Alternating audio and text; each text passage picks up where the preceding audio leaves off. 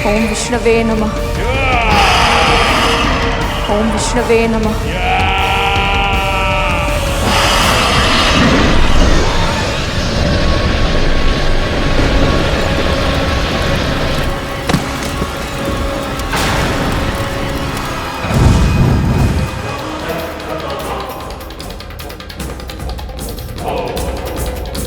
आशा कीजिए कि आपका पुत्र भी हमारी मां की रक्षा और उनका सम्मान ऐसा ही कर रहा हो।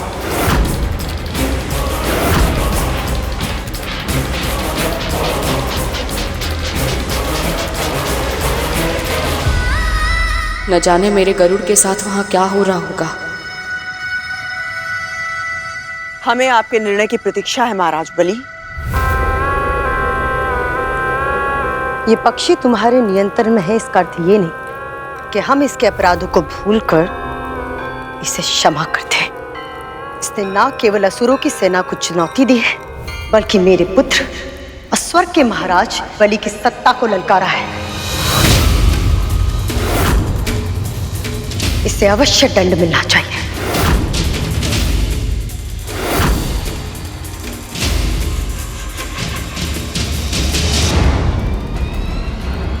पर एक उपाय है।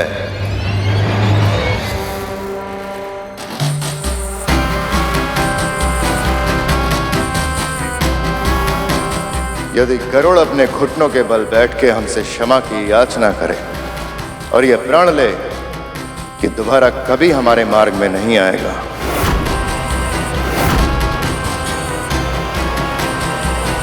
तो शायद हम उसे क्षमादान देने के बारे में विचार कर सकते हैं।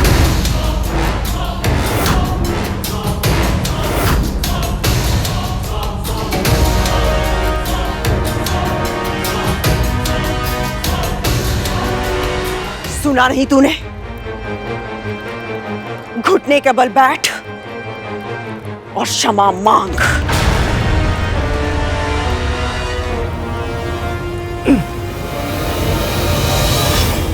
ये आदेश है मेरा गरुड़।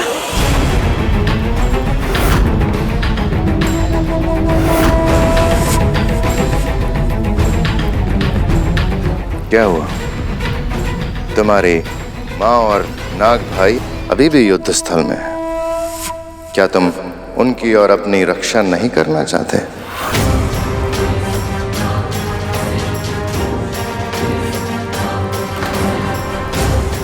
मेरी माँ की सुरक्षा से अधिक महत्वपूर्ण मेरे लिए और कुछ नहीं है। फिर चाहे उसके लिए मुझे अपने प्राण देने पड़े या अपना आत्मसम्मान खोना पड़े। किंतु महाराज, मेरी माँ ने मुझे सिखाया है कि किसी भी त्वरित लाभ के लिए या केवल वाद विवाद को समाप्त करने के लिए क्षमा मांगना उचित नहीं। क्षमा मांगने से पहले अपनी भूल का आभास होना अति आवश्यक है, क्योंकि यदि ऐसा ना हो तो क्षमा मांगने के बाद भी वह व्यक्ति फिर से वही भूल कर देगा और फिर उसकी क्षमा याचना का कोई अर्थ नहीं बचेगा।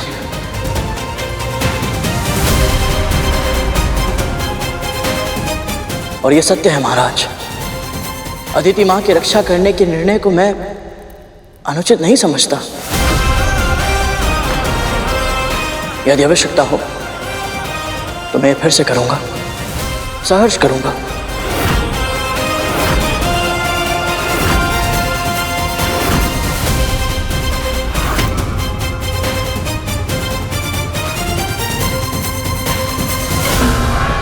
गरुड़ के वचनों में दृढ़ता है, इसके लिए मृत्युदंड सम्मान की बात होगी।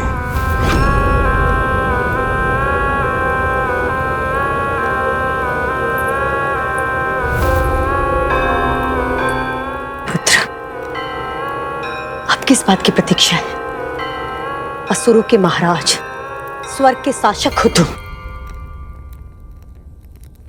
जो शीश तुम्हारे सामने ना झुके उसे धड़ से अलग करना उचित है। जो शीश तुम्हारे सामने ना झुके उसे धड़ से अलग करना उचित है।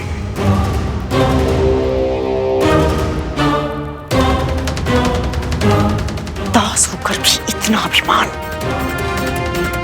तेरे लिए मैंने अपने और अपने पुत्रों के प्राणों को संकट में डाला है, एक विनीत भाव से क्षमा भी नहीं मांग सकता? जब से इसकी माँ दासी बनी है उसने किसी आदेश की अवहेलना नहीं की। और एक ये है, ना तो उसने दास होने का धर्म निभाया, ना पुत्र होने का कर्तव्य।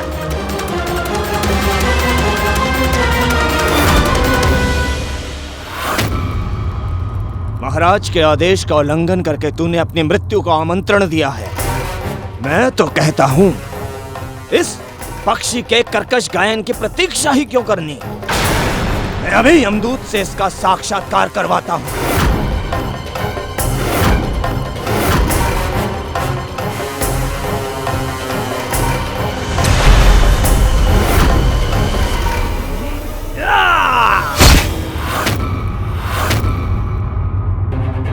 हे परम प्रभु विष्णु, मेरे पुत्र की रक्षा कीजिए, रक्षा कीजिए मेरे पुत्र की।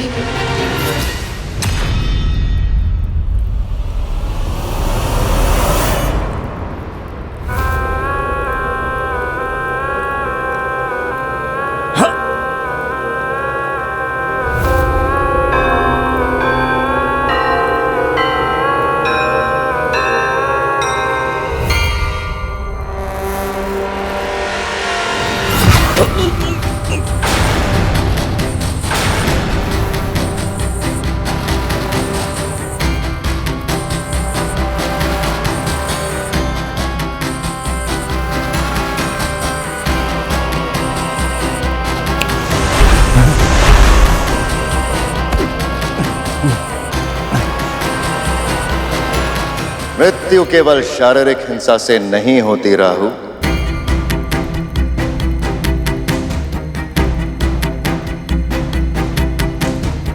व्यक्ति अपना आत्मसम्मान खो के भी मृतक समान हो जाता है।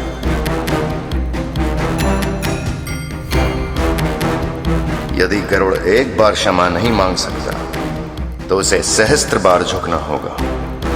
पूरी प्रजा के सामने से 1 सहस्त्र 8 बार करबद्ध प्रणाम करके हमारे महाबलीपुरम की प्रदक्षिणा करनी होगी।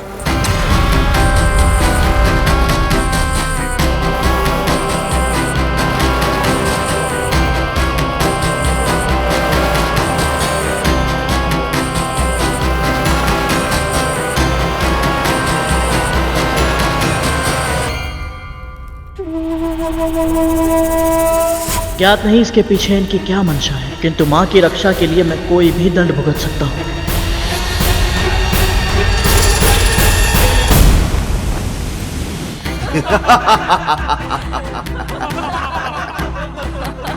सुना है ये बहुत ही शक्तिशाली पक्षी है। वज्रांग की पूरी सेना को अकेले ही हरा दिया था इसने। तुमने सही कहा मित्र, पर हमारे महाराज बलि के सामने बड़े से बड़े योद्धा नतमस्तक हो जाते हैं। तभी तो आज ये पक्षी भूमि पर लौटकर अपने अपराध की क्षमा मांगेगा। सही कहा मित्र।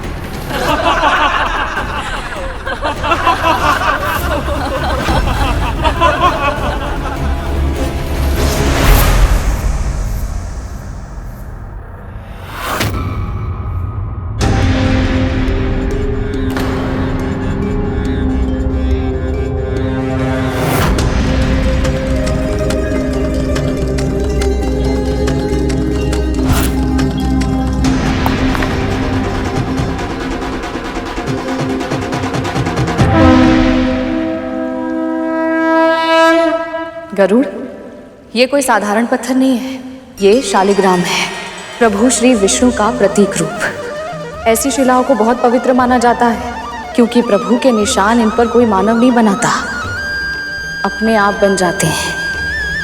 समय के साथ प्रभु की कृपा से। शालिग्राम अनेक तरह के होते हैं जिन्हें उनके आकार, रंग और चक्र, मुख, वनमाला आदि निशानों के आधार पर पहचाना जा सकता है। यदि तुझे कभी कोई ऐसी शिला मिले तो उसे साक्षात प्रभु श्री विष्णु का आशीर्वाद समझना, उसका आदर करना।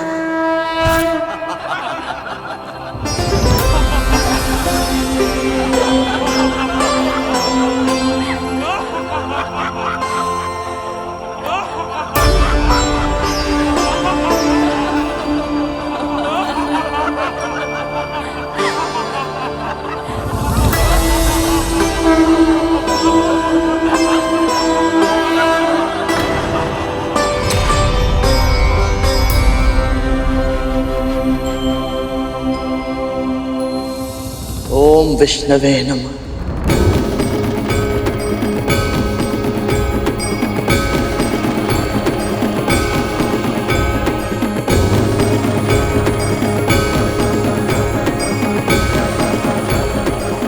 ओम विष्णवे नमः। ओम विष्णवे नमः। ओम विष्णवे नमः। ओम विष्णवे नमः। ओम विष्णवे नमः। ओम विष्णवे नमः। ओम विष्णवे नमः। ओम विष्णवे नमः।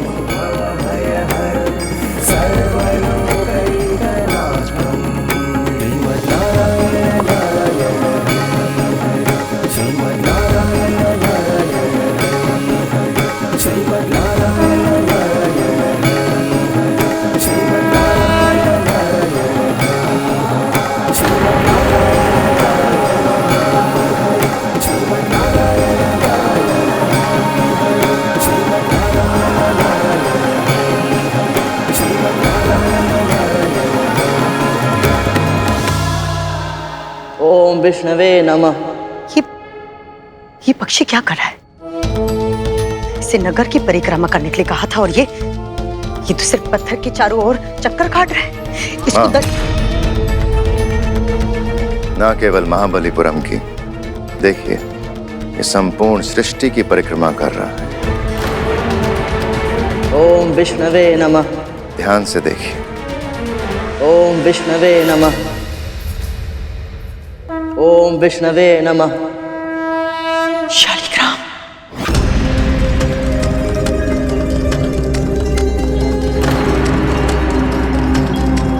ओम विष्णवे नमः।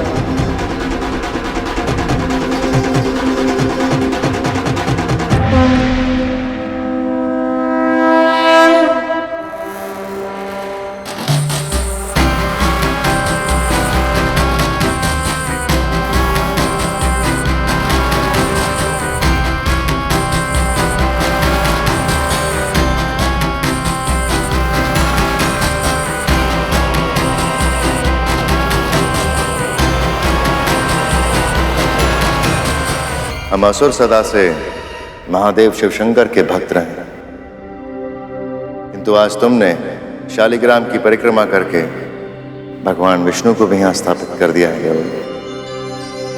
आज से महाबलीपुरम में भगवान विष्णु की भी भक्ति होगी।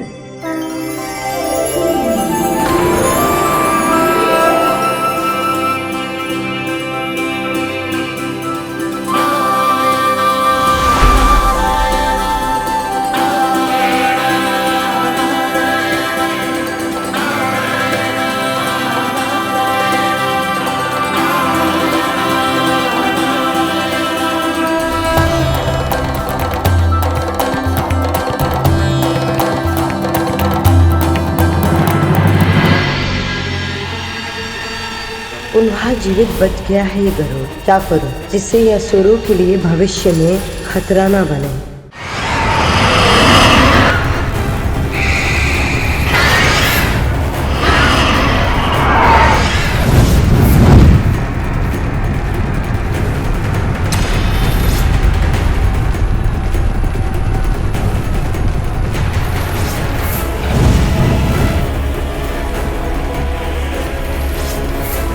बच क्या रहा हो, किंतु भैया अचानक से ये सब लुप्त कैसे हो गए?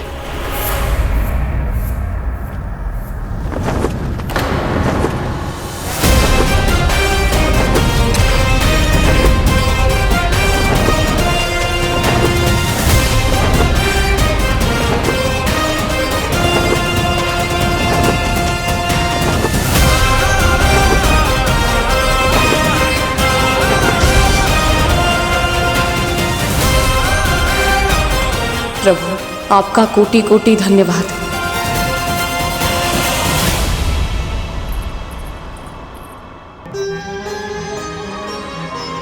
माँ, माँ,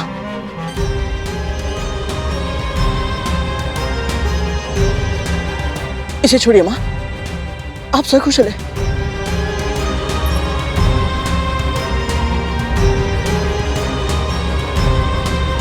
तुम ठीक हो ना?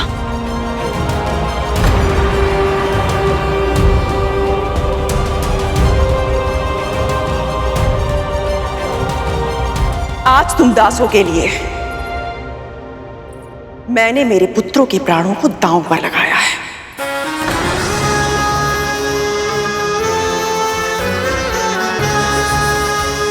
हमें आभास है महारानी, इसके लिए हम दोनों सदैव आपके ऋणी रहेंगे।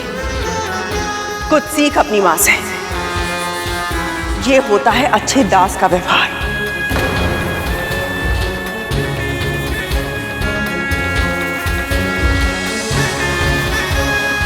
और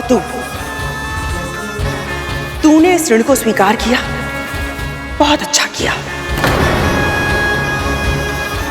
पर अपने पुत्र को समझाना।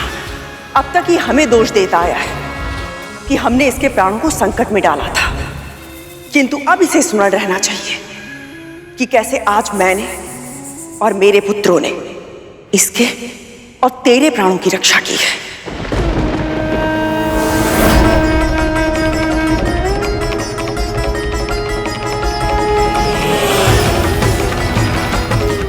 महारानी, मैं सच्चे हृदय से आप सबका आभारी हूं।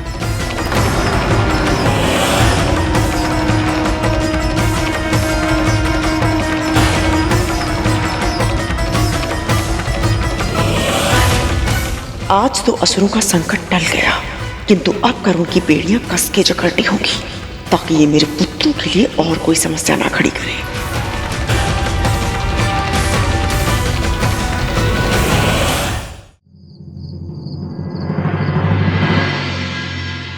माया भी बहुत ढीठ है।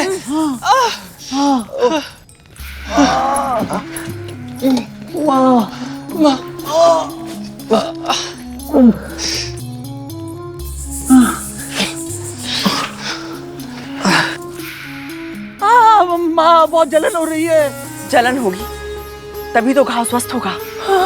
अच्छा।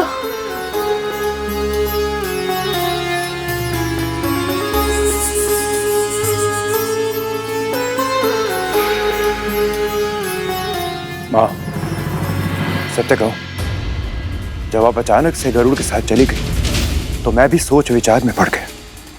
महाराज बलि से अकेले मिलने जाने का निर्णय आपको संकट में डाल सकता था। माँ, आपने ऐसा क्यों किया? क्योंकि वो अपने पुत्रों से बहुत प्रेम करती हैं। पता है उन्हें, गुरु शुक्राचार्य की मृत संजीवनी विद्या के कारण वर्तमान में असुर बहुत अधिक शक्तिशाली हैं।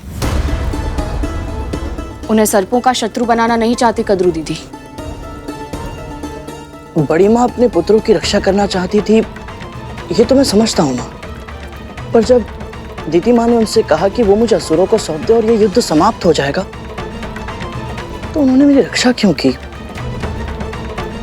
क्यों मुझे दीदी माँ को नहीं सौंपा उन्होंने? क्योंकि मैं दीदी को अच्छे से जानती हूँ। वो गरुड़ को दास बना लेती और अवसर पड़ने पर उसकी अद्भुत शक्तियों को हमारे विरुद्ध उपयोग करती।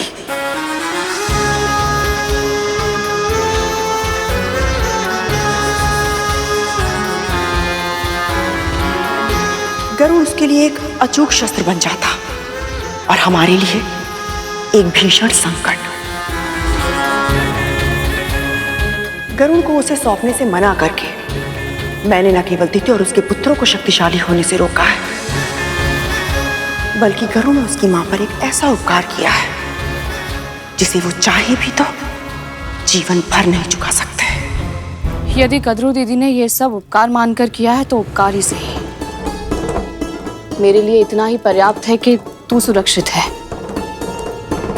उनकी मंशा चाहे जो भी रही हो गरुड़, जब तक तू मेरे साथ है ना, मुझे कोई अंतर नहीं पड़ता।